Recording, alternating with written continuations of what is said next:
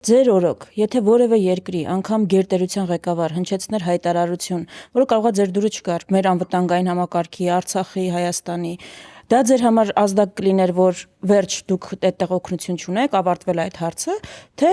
որ պետքա բացատրել, պետքա ԱԳՆ-ին, եթե պետքա հայտարարություն անել, եթե պետքա հակադարձել։ Ես գալիս եմ այն դրվագին, որ այդ ինչ ինքնիշխանության դրսևորում է, որ ասում են օրինակ, չգիտեմ, Ռուսաստանի նախագահը կլինի ԱՄՆ-ի այս հարցով այս ինչ դիրքորոշումն է ասել, այ դրա համար էլ մենք գնացել ենք այդ նույնը ասել ենք։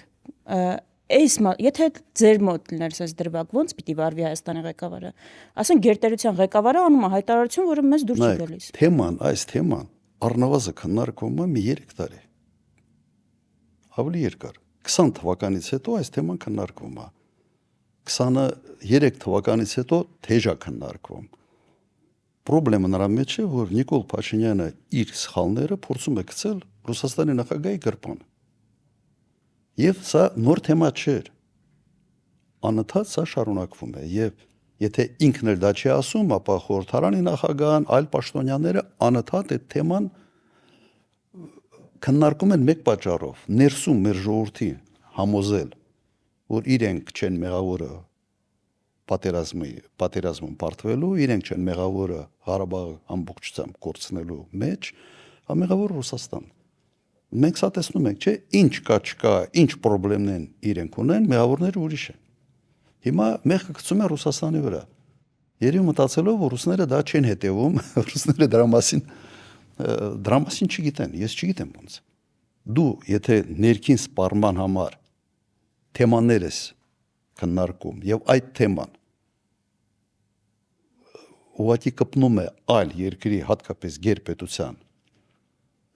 շահերին, դու պետք է մտածես, որ մենակ քո ընտրազանգվածը չի քեզ լսում։ Քեզ լսում են նաեւ ուրիշները։ Սա ուղղակի անպարտեշտության ինչ-որ դրսևորում է։ Դե իսկապես փորձում է Ռուսաստանի գրպանը գցել այն, ինչ կատարվել է ուղիղ Նիկոլ Փաշինյանի մեղքով։ Շատ լավ, շարունակելով թեման, ավելի կոնկրետացնելով, ինչ ասում Նիկոլ Փաշինյանը։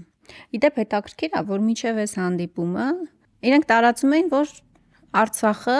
նախկիններն են հանձնել, չէ՞։ Դա հիմնական քարոզչական թեզներ իշխանությունների։ Արցախը հանձնել են նախկին իշխանությունները։ Այս հանդիպումից հետո պարզվեց, որ Պուտինն է հանձնել իրականում Արցախը։ Հիմա ինչ ասում Նիկոլ Փաշինյանը։ Ասում է դուք Վլադիմիր Վլադիմիրիչ Արցախը ճանաչել եք Ադրբեջանի կազմում, դրա համար ես էլ եմ ճանաչել։ Որևէ երկիր Արցախի անկախությունը չէր ճանաչել։ Արցախը ինքնորոշման ճանապարհին էր։ Իրեն համար ինքնորոշված, Հայաստանի համար ինքնորոշված բայց այդ ինքնորոշումը ճանաչելու ճանապարհին են գտնվում եւ բոլոր երկրներում այդ ճանապարհը երկար է կարող է տասնյակ տարիներ սա տևի եւ ինչ է նշանակում դու ճանաչել ես Ռուսաստանը եւ Ֆրանսիան եւ Միացյալ Նահանգները կասկածի տակ չէին դնում Ադրբեջանի տարածքային ամբողջականությունը Ոչի միշտ խնդիրը հետեւյալի մեջ է դու ճանաչում ես տարածքային ամբողջականությունը բայց իրենք Մինսկի խմբի համանախագահ լինելով եւ մադրիդյան սկզբունքները ընդունելով իրենք ճանաչում էին Ղարաբաղի Արցախի ժողովրդի ինքնորոշման իրավունքը ըստ էության սա այս process-ի մեջ էր եւ ասել որ դու ճանաչել ես դրա համար ես եմ ճանաչել հետաքրքիր ինքնիշխանություն է Դա ինքնիշխանություն հետաքրքիր շատ Սա լրի աբսուրդային վիճակ է։ Այդ աբսուրդային վիճակը ասենց հերթական կրուծիտների ճանապարհով սեփական մեղքերը ինչ որ ուրիշների գրպանը գցելն է։ Ուրիշ բան չկա։ Այդ նույնը կարա ասենք ինքը Մակրոնի վերաբերյալ։ Մակրոնը չի ճանաչել կամ Ֆրանսիան չէր ճանաչում Ադրբեջանի անկախություն։ Ո՞նց չէր ճանաչում։ Տարածքային ամբողջականություն։ Հա, տարածքային ամբողջականությունը ճանաչում էր։ Մոդելը հետևյալն էր։ Բոլոր այդ երկրները ճանաչում էին Ադրբեջանի տարածքային ամբողջականությունը, բայց բոլոր այդ երկրները ճանաչում էին Ղարաբաղի ժողովրդի ինքնորոշման իրավունքը, եւ եթե դու կարդում ես մադրիդյան սկզբունքները, դա հենց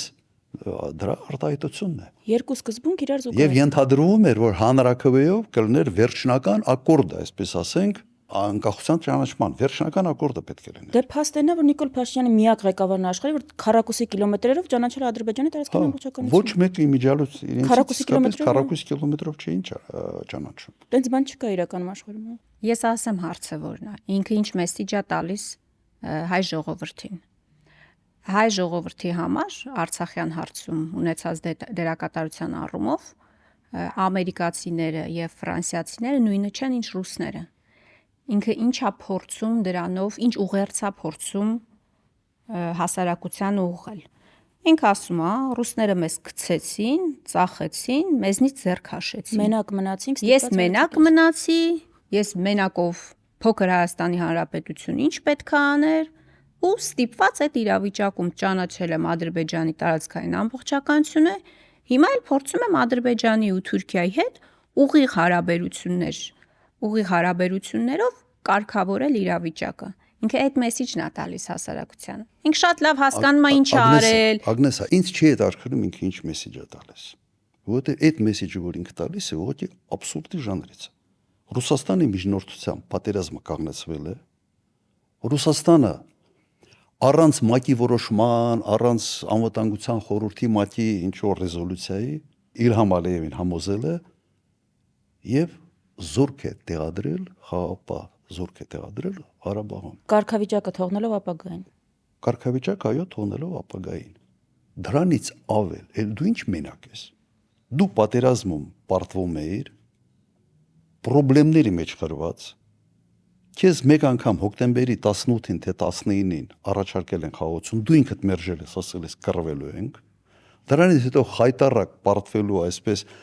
վերջնակետ ունենալու համար Ռուսաստանը միջամտել է, համոզել է, ճնշում է գործադրել անկասկած Ադրբեջանի վրա, տեղադրել է խաղապահ ուժեր։ Դու կարող ես ասել ես մենակ եմ, ինձ մենակ են թողել։ Դու ընդհանրապես դա պետք է գնահատեիր եւ աներ ամեն ինչ, որ այդ նոյեմբերի 9-ի Ստատուս քվոն պահպանվեր։ հայտարարության ստատուս քվո պահվեր։ Պետք է աներ ամեն ինչ։ Ինքը արել է ամեն ինչ, որ այդ ստատուս քվոն խախտվի։ Ու իդեպ այդ հայտարարությունը ոչ մի խորհրդարաններով հաստատված չէր։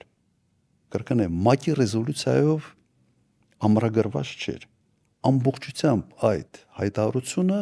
Ռուսաստանի նախագահի կամքի դրսևորումներ Ղարաբաղը փրկելու համար։ Եվ ինքը գնաց եւ քանդեց այդ կոնստրուկցիան։ Հետո ասում է խաղապահ ուժերն այնտեղ պահեին։ Խաղապահ ուժերը այդ մանդատը չունեին։ Ունեին այնքան ժամանակ, ինչքան, այսպես ասենք, Հայաստանն էլ կողմեր այդ process-ի։ Հիմա երրակողմ հայտարարությունից ըստ էության Հայաստանը դուրս է եկել, ճանաչելով Ղարաբաղը Ադրբեջանի կազմում, Ռուսաստանի նախագահը սա էր ասում։ Ու Ղարաբաղի հարցը դարձել է ներքին հարց։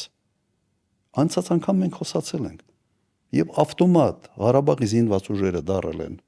ահաբեկչական, ոչ օրինական, այսպես ասենք, զինված ուժեր, եւ Ղարաբաղը դարձել է սեպարատիստական շարժում, այլ ոչ թե ինքնորոշվող ժողովուրդ, Ղարաբաղի ժողովուրդ։ Հիմա սա այդ կոնստրուկցիան սա է, մենք սա նաև այստեղ մենք քննարկել ենք։